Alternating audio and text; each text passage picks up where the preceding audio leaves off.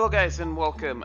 So I dah dropkan the hyper carry meta punya video, how to execute it, how to do it. But now soalan yang lagi ramai orang tanya is macam mana you nak counter. And honestly there is a way to counter, tapi nampak gayanya Munton dorang dah bersedia dengan counter dorang sendiri, which is this.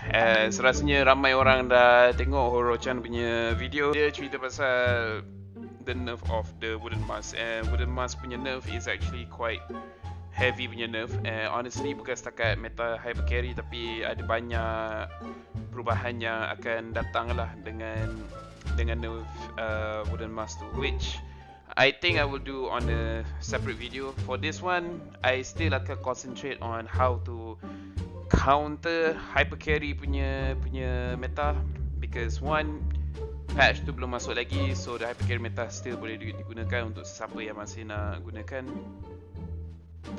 And honestly lepas nerf tu sebenarnya still boleh guna hyper carry meta, cuma ada few adjustments yang kena buat, yang benda tu pun I akan cerita nanti. This is not the video yang sesuai nak ceritakan. So again, seperti ada cerita yang sebelumnya, hyper carry punya meta, dia punya main problem is assassin. So Selena, Natalia, Lancelot dengan Link, all of these assassins honestly is very good untuk counter hyper carry punya meta, which I will showcase sekarang, which is the game between Envy lawan dengan Axis. Okay, so kalau kita nak start ke kita punya discussion, kita tengok dulu draft masing-masing. Dekat Envy kita boleh tengok yang diorang ada 5 flame shot, and diorang gunakan Roger sebagai hyper carry. Yang lagi 4 orang diorang akan roaming, and then diorang akan dapat seberapa banyak kill yang boleh. Diorang tak ada sesiapa yang tanky dekat depan. Yang paling-paling pun is Swan yang menggunakan Nana. And dekat Black ICC Sports kita boleh tengok yang diorang main draft yang lebih traditional. Diorang ada tank, diorang ada support, and then diorang ada mid lane, diorang ada bottom lane yang akan carry pada late game. So kat sini kita boleh tengok yang Envy diorang betul-betul bully early game dekat sini, disebabkan diorang ada advantage di mana diorang tak perlu farm, diorang just kena kacau XCC spot. So dekat sini menunjukkan yang hyper carry meta yang digunakan oleh Envy, diorang betul-betul fokus untuk biar Zian yang menggunakan Roger untuk farm, and then yang lain semua kacau, pastikan XCC spot sendiri tak boleh farm. Macam yang I explain dekat video yang last tu, I kacau Moskov. Dekat sini diorang ada Long dengan Rin yang duduk gunakan hero yang perlukan farming, and Envy boleh dikatakan cuba kacau dua-dua, tapi sebenarnya diorang berjaya untuk kacau Rin seorang saja. So now kita tengok pada second clip. Dekat sini apa yang Kolia buat is really good. Benda ni awak boleh guna sebagai team yang menggunakan hyper carry ataupun team yang tengah lawan dengan hyper carry. Tengok cara dia gunakan Natalia.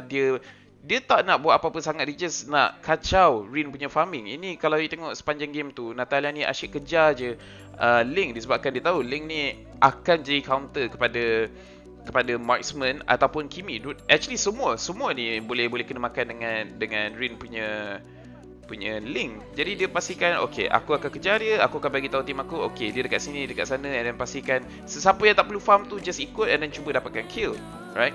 So benda ni you boleh pakai sebagai team yang menggunakan hyper carry untuk tahu enemy semua dekat mana. Jadi you punya hyper carry boleh farm dekat tempat yang selamat. Ataupun kalau you team yang lawan dengan hyper carry, you boleh guna ni untuk kejar dia punya hyper carry hero untuk pastikan yang dia tak boleh farm. Now kita tengok pada third clip dekat sini. Ini just domination daripada team Envy. Sekarang ni 0-2. Dia sentiasa pastikan yang dia tak boleh farm, dia tak dapat buff. And ini menunjukkan yang susah sebenarnya untuk Axis buat apa-apa. Tetapi Long kalau kita tengok dekat minimap, dia tahu yang okay, aku so far agak selamat disebabkan diorang banyak bagi attention dekat mid, so aku akan try untuk farm dengan selamat. Now the fourth clip is, this is very devastating, di mana kita tengok yang satu benda yang bagus kalau kita tengok dekat map, Axis Sport berjaya untuk dapatkan beberapa objektif, tetapi still the power, walaupun Envy diorang tak banyak farming, tetapi dekat sini Hallucinate yang menggunakan Lilia, dia berjaya untuk dapatkan Maniac. And honestly this is the kind of situation yang saya boleh nampak yang banyak orang lawan dengan hyper carry kena lalui, disebabkan walaupun Envy diorang tak farm, tapi Axis Sport pun diorang kurang farm juga. So seorang yang akan menang Embok versus sekarang ni, Envy yang menang, dapat Maniac, and then Roger dapat farm dengan bagus. But this is how you counter, right? So Long dia menggunakan Hayabusa, dia just split push. Ini pada early game lagi. Ini baru nak masuk minit keempat, di mana dia memang kena farm, tapi dia cuba untuk prioritize untuk dapatkan objektif. Disebabkan seperti yang saya cakap tadi, bila main hyper carry punya meta kan, akan ada satu lane yang akan lemah disebabkan 4 orang roaming, seorang tu akan farm. So sama ada bottom, mid atau top, akan ada satu kekosongan. So dekat sini kekosongan is the bottom lane. And then kita boleh tengok yang Kaiser buat benda yang sama. Time ni top lane kekosongan, jadi dia pergi push. Ini advantage pada Axis Esports sebab diorang ada 3 hero yang boleh push, right? Because I dah cakap banyak kali, antara problem with hyper carry meta is one, split push, because satu lane akan kosong, and another one is seorang saja yang betul-betul boleh keluarkan damage. So orang tu satu, dia punya mechanical skill kena tinggi, and kedua dia kena survive daripada gank. And kita tengok dekat Axis Esports, ramai orang yang boleh pergi ke belakang. Hayabusa boleh pergi ke belakang, Link boleh pergi ke belakang, Grok pun sebenarnya dia boleh pergi ke belakang sebab siapa yang nak stopkan Grok bila dia tengah besar. And Jawhead boleh pergi ke belakang. So ini first step of Axis Esports diorang berjaya is diorang berjaya untuk dapatkan tower bottom, and then diorang dapat tower top. So diorang slowly bagi peluang untuk team dia sendiri untuk farm, sebab dia dapat farm daripada tower, and then bagi map open besar sikit. So ini benda yang korang boleh buat is cari ruang yang kosong and then dapatkan objektif dekat situ. And dekat sini kita boleh tengok ini dah kat area mid game, ini dah minit ke-10. Envy buat masa sekarang ni still kill lagi tinggi daripada Axis, tapi kita tengok yang Axis dah boleh slowly dapat balik dia punya farm disebabkan diorang dah dapat tower, diorang dah dapat map control, and hero-hero macam Hayabusa dengan Link diorang dah start dapatkan item disebabkan Envy diorang tak dapat nak push awal-awal game and betul-betul gunakan diorang punya pressure untuk dapatkan objektif, right? Ini kita boleh tengok Long, walaupun dalam keadaan sekarang diorang dah start catching up in goal, tetapi dia still cuba untuk split push sebab dia try alihkan perhatian daripada Envy, right? Kita tengok pada next clip dekat sini, this is where I boleh cakap yang Axis dah start control the game, di mana diorang tahu okay, the next big objective is the Lord. So diorang cuba untuk pancing Envy dekat sini, and Kolia buat kesilapan, dia munculkan diri terlampau awal, cuba untuk kill Digi dekat situ, and lalas dia yang mati. So dekat sini dah start menunjukkan antara kelemahan of the hyper carry disebabkan bila dah sampai satu tahap dalam game, you punya goal lebih kurang sama. Kalau you tengok sekarang ni Axis Esports dia punya goal lebih, tapi bila goal diorang tengah sama, Axis Esports lebih untung sebab 3 orang boleh keluarkan damage yang tinggi, and then Notorious Villain tak ramai sangat boleh keluarkan damage tinggi. Yes, dia punya Lilia boleh keluarkan damage yang bagus, AoE yang bagus, tapi dia bukan damage yang DPS atau berterusan. Dia just 1, 2, 3 and then dia punya cooldown. Okay, dia kena tunggu dia punya skill apa semua baru dia boleh keluarkan dia punya damage. Tak macam Hayabusa, Link dengan Jawhead, diorang punya damage more continuous.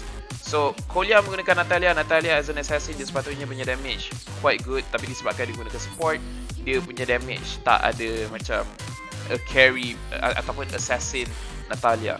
So yang boleh keluarkan damage sekarang is Kimi, Lilia dengan Roger, tetapi disebabkan Kimi tak farm sangat, Lilia pun sebenarnya tak farm sangat, hanya Roger saja yang fokus dekat farming. So kebanyakan damage akan dikeluarkan daripada Roger, tapi Roger 024, so it's not that effective.